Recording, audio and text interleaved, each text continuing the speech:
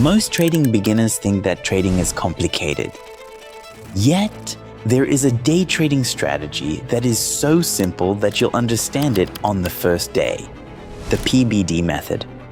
And what I'm about to tell you now, you won't believe me. But it is exactly the basic logic with which my student Patrick Nill became a 2-time trading world champion. In this video, I'll show you why you no longer need indicators for your strategy, the 3 formations of the PbD methodology, the exact strategy for the best possible market entries, and how you can read any chart today without any real prior experience. Most beginners think that trading is just super complicated, but there are also strategies that are really relatively simple and very logical. And this is exactly the strategy I want to introduce to you today, because it's a technical derivation of many complexities. And it's exactly with this strategy that many of my students started and were able to adapt this way of trading for themselves without getting all those thousands of pieces of information mixed up. Because that's what unfortunately happens quite often. And that's exactly what we're going to take a calm look at now. I'm going to show you how to implement the whole thing for yourself without indicators using the PbD concept. But first, let's take a look. What is it exactly? Let's dive right in and take a look. What exactly is this model? And first of all, I want to show you that this here can be any random chart progression. For example, a line chart like this, yeah? And now the question is, what happened there? What information does it give me? And with the PbD concept, you can narrow down exactly where there was momentum in the market, for example here, and where the market was more in equilibrium, like there and also here. So that's the first thing we need to understand. We distinguish between active trend structures, where markets are in imbalance from a supply and demand perspective, and sideways phases, where the market is in equilibrium. In the second step, we naturally need to know, how do I even come to say that this is meaningful in any way? The logic behind it is that in these sideways phases, a relatively large amount of liquidity is usually gathered, and in such a fast market phase, relatively little liquidity can usually be traded at a single price level. What does that mean for us? For us, it simply means that we can make an assumption that, for the most part, in these sideways phases, markets are able to conduct their business in peace. That means entering positions calmly and at relatively constant, fair prices. In the second step, this means that in these fast market phases, it's very difficult, for example, for a seller to be able to sell at a predefined price level at all. And then, in the end, this trader has to sell at prices that might seem too expensive to him because he might have wanted to make his sales at higher prices instead. And that is what is happening there. This means that in phase 2, where things are getting faster, a seller or, if it goes up quickly, a buyer doesn't have the opportunity to place something on the market at a predefined price range. And that's why large traders naturally really like these sideways phases, because if they want to place a lot of liquidity in the market, like right now, for example, on the 1st or 2nd of the quarterly opening season, there are inflows of funds. They naturally have more of an interest in doing the whole thing in a solid market phase, where they can get their stocks or whatever product they want to buy at a fair price in peace. If the market now, as is happening again right now, and this often happens during such market phases, moves very quickly in one direction upwards, then they have to buy at a high price. So that's the first thing I'm basing the whole concept on in terms of thoughts. Now let's take a look at the whole thing in a chart and start by differentiating a bit between sideways phases and trend phases. I'm just doing this very sporadically now so that you get an idea of what I'm talking about, yeah. And you can already see that there are many sideways phases But there are also these rising phases where it becomes more difficult to localize. When does the market actually go long, and when does it go short?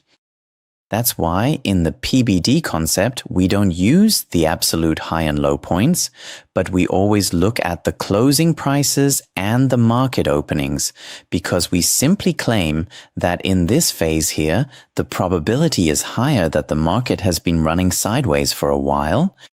You will see this especially if you examine larger time frames, that often most of the turnover took place within such a body, that is, a candle body, and many turnovers that took place in the spikes were characterized relatively quickly by rejection or rapid sell-offs.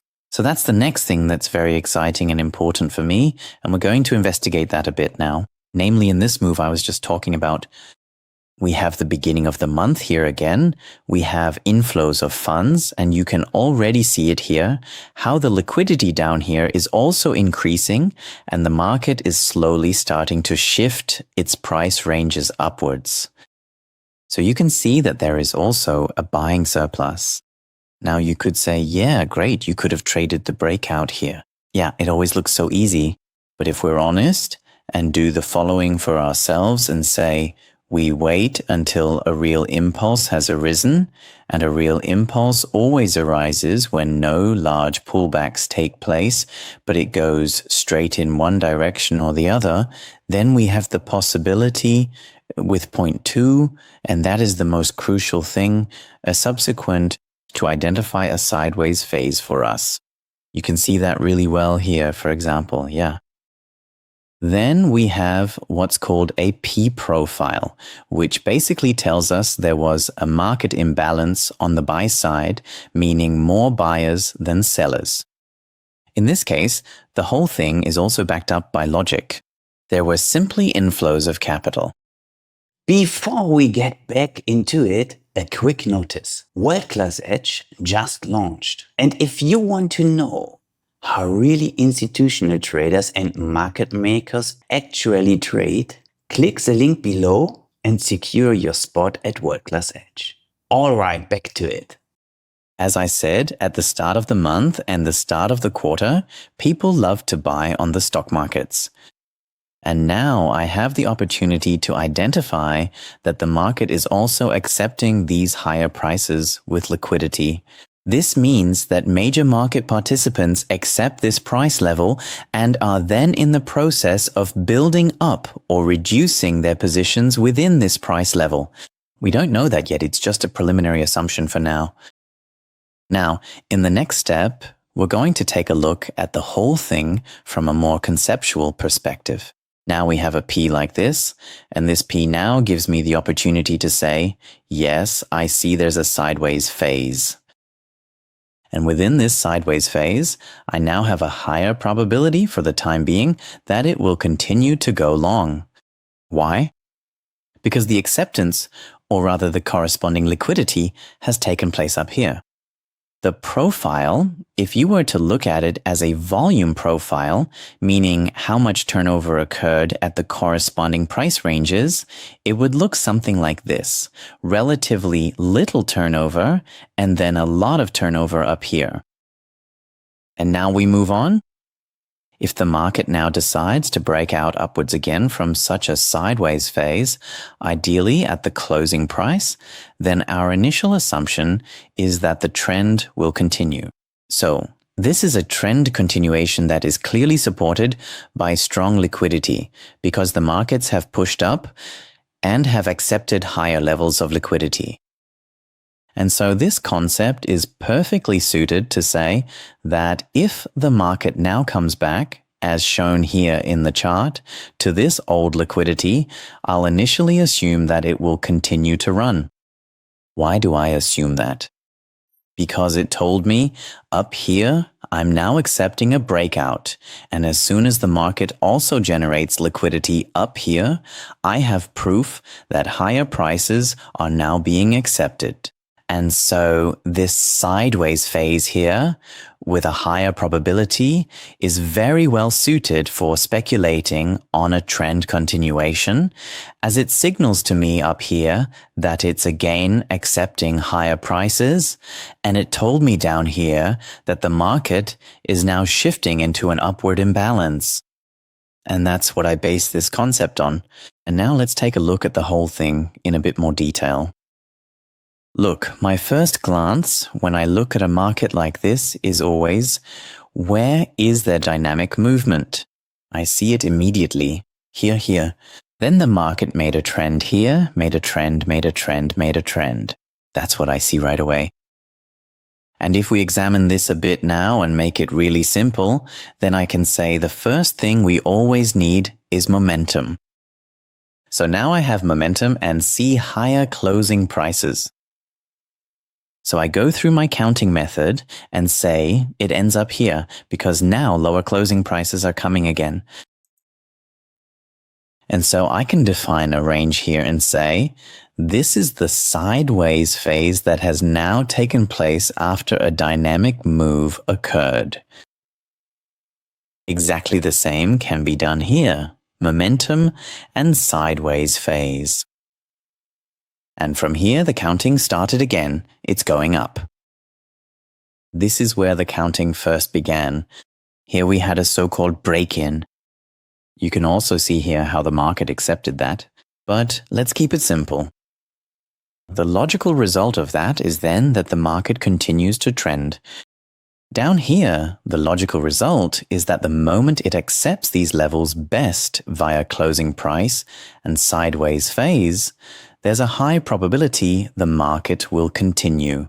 And look, you can see that very, very clearly that at a later point in time, you could have traded a quick breakout here, and then at a later point, it tested up here again. And when it does this test, the probability is just good if it has a rejection there, like here. And then it very often continues further down. That means if I can locate with my eye where there was real acceleration, then I can subsequently conclude that these are interesting price areas for me for now. You can see that here too. It bounced off here and it bounced off here. So you have to develop the ability to select for yourself via this concept. Where is the dynamic impulse? There the market is in imbalance, shifts its new acceptance into a new price range, and then very much likes to test this price range. So now we have an idea for a P, an idea for a B, and those are the two structures that I like very much when it comes to faster moves. And now we come to a D. And what is a D? A D is always the price range where a market, for example, like here, first moved dynamically, and then you often see it, and it starts to form a sideways phase. And this sideways phase can be defined here, for example, in this way. And the D area is the area where a market plays up, down, again and again, and we can see that a large sideways phase emerges there in the end.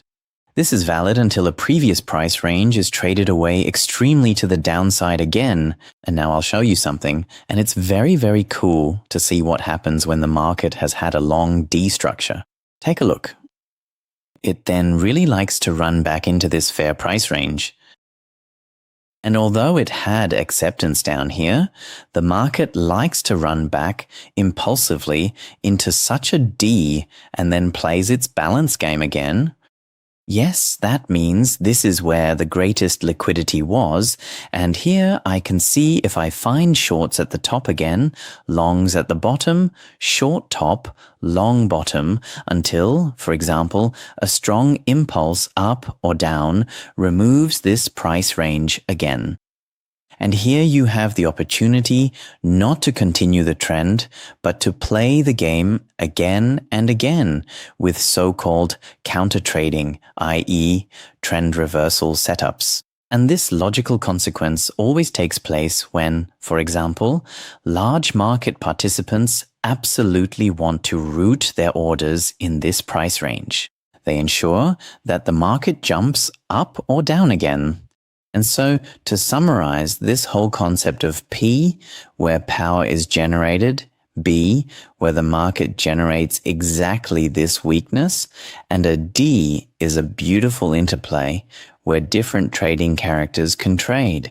Here, trend followers who like it, when markets run bullish for a long time, for example, can locate their nice trades accordingly. Here, especially breakout traders who like it when things go fast and massive can place wonderful trades in these weakness phases. Long traders can too, but often it goes even faster short. And if we see that these concepts fail here, meaning we get stop losses and the market runs back in and back in, then we usually have a larger balance game to expect. And then we can look for the counter traders to see which concepts are effective for them there. Because that's when a so-called sideways phase often occurs. And you have to know sideways phases make up about 70% of the market. All those fast market phases where the high performance hit rates occur are mostly found in the so-called P and B concepts. And it's just great when you can localize that and plan it very cleverly for yourself. It's been a pleasure presenting this to you, and we'll see what else we can provide for you. Have fun with it.